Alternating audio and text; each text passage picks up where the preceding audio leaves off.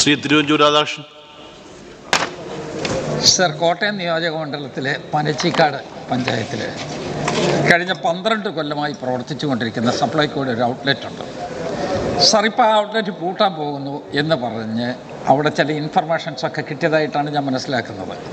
വേറെ കെട്ടിടം തപ്പണം എന്ന് പറഞ്ഞ് അവർ ചില ആളുകൾക്ക് ഇൻസ്ട്രക്ഷൻസും കൊടുത്തിട്ടുണ്ട്.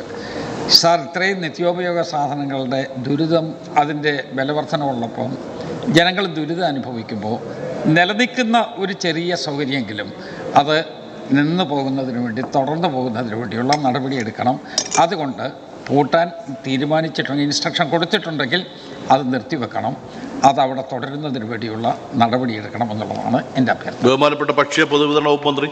സർ, ബഹുമാനപ്പെട്ട അംഗം ചൂണ്ടിക്കാട്ടിയതിന് വളരെ ഗൗരവമായി തന്നെയാണ് എടുത്തിട്ടുള്ളത്.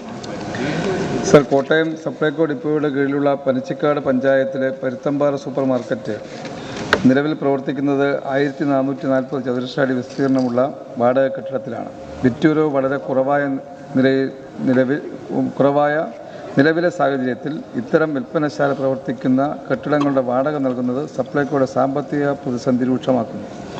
മേപ്പടി സാഹചര്യത്തിലാണ് കുറഞ്ഞ വിസ്തൃതിയുള്ള അനുയോജ്യമായ മറ്റൊരു കെട്ടിടത്തിലേക്ക് പ്രസ്തുത സൂപ്പർ മാർക്കറ്റ് മാറ്റുന്നതിനുള്ള സാധ്യത പരിശോധിച്ചത്.